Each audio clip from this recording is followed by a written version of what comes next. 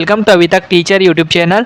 तो Madhya Pradesh DEd college admission शुरू हो चुकी है और इसके क्या दिशा निर्देश है, आयु सीमा, एज लिमिट और इसके अलावा अदर स्टेट के लिए एडमिशन कम मिलेंगे कि गवर्नमेंट कॉलेज कितने परसेंट पे मिलता है और इसके अतिरिक्त यहाँ पे आरक्षण की क्या स्थिति है, कौन कौन एडमिशन ले सकता है, क्या फीस रहती है और इसके बारे में आज की वीडियो होने वाली। तो वीडियो को ध्यान से आखिरी तक अवश्य देखना। चैनल पर तो मेरे चैनल अभी तक के टीचर यूट्यूब चैनल को सब्सक्राइब कर लीजिए। डीएड 2024-25 रूल बुक यहाँ पे अपडेट हो चुकी है, आ चुकी है। तो diploma in elementary education DElEd के नाम से जाना जाता है। ये डीएड या फिर डीएलएड दोनों से एक ही बात है। अब इसको नए नाम से जाना जाता है। के बाद आप कक्षा 1 से 5वीं तक के पढ़ा सकते हैं किसी भी सीबीएसई स्कूल में। और इसके अलावा एमपी गवर्नमेंट की जो एमपी की भर्तियाँ निकलती है गवर्नमेंट टीचर की, तो यहाँ पे 1 से 8 तक के लिए आप एलिजिबल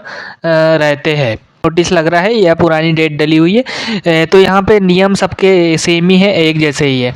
तो यहाँ शासकीय और शासकीय दोनों के लिए एक ही सेम ही नियम है। TE national council for teacher education NC T से मान्यता प्राप्त। शैक्षणिक अर्हता यहाँ पे ये मेन चीज़ है, ज़रूरी काम की चीज़ है। तो यहाँ पे आपको क्या है, योग्यता क्या रहेंगी, 12वीं पास आपको मिनिमम 50%, मतलब 12th में आपके 50% से ज़्यादा नंबर है तो आप इसमें अप्लाई कर सकते हैं, डीएड कोर्स कर सकते हैं। और इसके अलावा SC ST के छात्रों को जो है, छात्र छात्राओं को 5% की छूट है, मतलब 45% में भी वो एडमिशन ले सकते हैं, 45% नंबर में। आपके लिए जो है एडमिशन के समय आपकी 1 जुलाई मतलब कि ये प्रवेश के साथ, मतलब इस साल आपके 17 साल आपकी कंप्लीट हो जाना चाहिए 1 जुलाई को। मतलब जब भी एडमिशन ले रहे हैं तब आपके 17 साल होना चाहिए। 17 से कम है तो शायद आपका एडमिशन नहीं हो पाएगा यहाँ पे डीएड कोर्स में। कौन से कॉलेज में वो आप देख सकते हो। अब यहाँ पे आपके सीटों का बंटवारा, तो यहाँ पे अगर संकाय में कुल सीट 50 है, मतलब 50 है आपके, इसमें तो गणित और जीव विज्ञान के विषय वालों के लिए 20 सीट रहेंगी, कला संकाय के लिए 8 ग्रुप के लिए 20 रहेंगी, शेष संकाय के लिए 10 सीट रहेंगी। इसी प्रकार से अगर 100 सीट वाला कोई कॉलेज है, आपका महाविद्यालय है, तो 40 सीट मैथ साइंस वाले टीचर के लिए रहेंगी, कला संकाय के लिए 40 और शेष संकाय के लिए 20। तो आरक्षण की क्या स्थिति है, तो यहाँ आप देख सकते हो अनुसूचित जाति के लिए 16%, 20%, 27% और 10% EWS के लिए रहेगा। तो इसमें आरक्षित श्रेणी के कैंडिडेट नहीं मिलने पे अगली श्रेणी के यहाँ पे कैंडिडेट यानी स्टूडेंट को शामिल किया जा सकता है, ये लिखा हुआ है। इसके अलावा यहाँ पे एक मेन बात आप बात कर लेते हैं, दूसरे राज्य वालों के लिए काउंसलिंग में भाग नहीं ले पा रहे थे, अदर स्टेट वाले के लिए, अन्य राज्य के अगर आप निवासी है तो इसके लिए आपको यहाँ पे क्या लिखा हुआ है, प्रवेश प्रदान करने के पश्चात यदि महाविद्यालय में रिक्त सीट रहती है तो ही प्रदेश के बाहर के अभ्यर्थियों को शामिल किया जाएगा काउंसलिंग में। मतलब कि सीट रिक्त रहेंगी और एमपी के कैंडिडेट नहीं मिलेंगे तो यहाँ पे आपको अदर स्टेट वालों को एडमिशन दिया जाएगा। और मूल निवास में यहाँ पे आपका आधार कार्ड, राशन कार्ड, समग्र ID, वोटर ID मांगा गया है, माता पिता या स्वयं का होना चाहिए। अगर किसी कोई लड़की है या फिर महिला है जो शादी करके यहाँ एमपी में आई है तो उनको यहाँ पे एमपी का निवासी नहीं माना जाता है। जैसे कि आपको ये बात पता होंगी, 12वीं पास आपने जिस स्कूल से की वो वाले को भी एक मूल निवासी के रूप में मान्य किया जाएगा।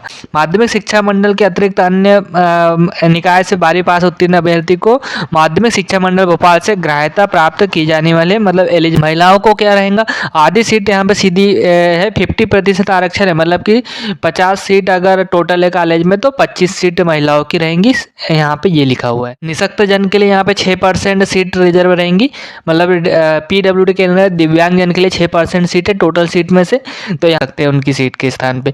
भूतपूर्व सैनिक के लिए भी यहाँ पे कुछ आरक्षण किया हुआ है। जाति प्रमाण पत्र आपका मध्य प्रदेश का निवासी होना चाहिए, मध्य प्रदेश से जारी किया गया हो, डिजिटल जाति प्रमाण पत्र हो। डीएलएड पाठ्यक्रम के माध्यमिक शिक्षा मंडल द्वारा 2 वर्षीय पाठ्यक्रम लागू रहेगा, प्रथम और द्वितीय वर्ष की संपूर्ण परीक्षा योजना।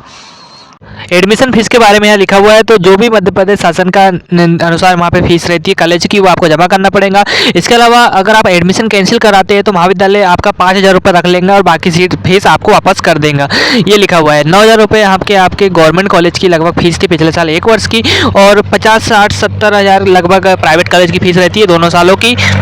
आपको MP ऑनलाइन के पोर्टल से अप्लाई करना पड़ता है। यहाँ पे आप देख सकते हो RSK MP ऑनलाइन government.in, इस वेबसाइट से आप जो है यहाँ पे DLED काउंसलिंग में भाग ले सकते हैं और एडमिशन ले सकते हैं, प्रवेश भी पा सकते हैं, और बाकी डॉक्यूमेंट्स वेरिफिकेशन आपको करवाना पड़ेगा, उसके बाद एडमिशन वगैरह हो जाएगा।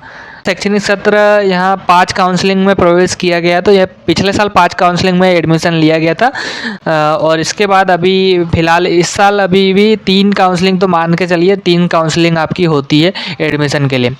यहाँ पे सीट निर्धारण तो 12वीं के आपके परसेंट के आधार पे आपको जो है मेरिट सूची बनाई जाएंगी और आपको एडमिशन दिया जाएगा प्राथमिकता के दौरान। इसके अलावा गवर्नमेंट कॉलेज कितने परसेंट में मिलता है?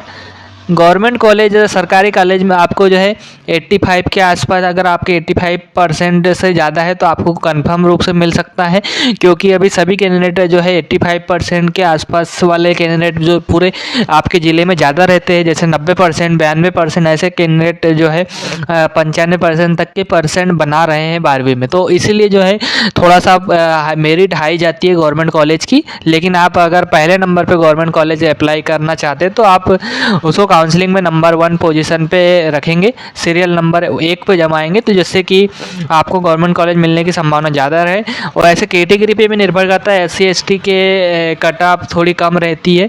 80 यहाँ पे एडमिशन के लिए शासकीय प्रवेश कॉलेज में नियम है।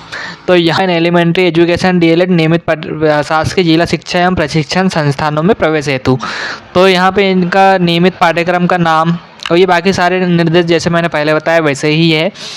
इसमें आपको डाइट की सीट यहाँ पे लिखा हुआ है, ये आप पढ़ सकते हैं। तो प्रत्येक प्रवेश हेतु सीट की उपलब्धता, प्रत्येक जिला शिक्षा प्रशिक्षण संस्थान डाइट में क्षेत्राधिकार के जिले के मूल निवासी ही अभ्यर्थी DED के पाठ्यक्रम में प्रवेश ले सकते हैं। मतलब जिस जिले के आप निवासी है उसी जिले के सरकारी डाइट में आप एडमिशन ले सकते हैं जिला शिक्षा एवं प्रशिक्षण संस्थान में।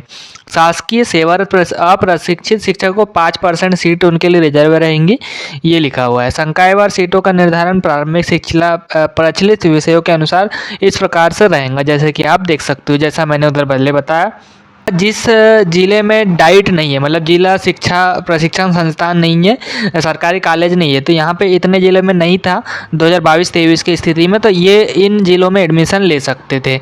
और सभी कैंडिडेट सिर्फ एक ही ज़िले में अपने स्वयं के जिस ज़िले के निवासी है उसी ज़िले में आप एडमिशन ले सकते हैं। जैसे कि अगर उज्जैन निवासी है के निवासी भोपाल ज़िले के निवासी, तो आपको सिर्फ भोपाल ज़िले का ही गवर्नमेंट कॉलेज आपको दिखाई देगा, बाकी अदर ज़िले में आप एडमिशन नहीं ले सकते। अलॉटमेंट लेटर आपका जल्दी जारी किया जाएगा, अभी काउंसलिंग कंप्लीट हो चुकी है, इसके बाद सीट अलॉटमेंट लेटर जारी किया जाएगा और फिर आप एडमिशन ले पाएंगे। जैसे कि यहाँ देख सकते हो, प्रवेश हेतु निर्धारित अवधि तिथि लिखी रहेंगी, उसमें आपको एडमिशन लेना रहेगा।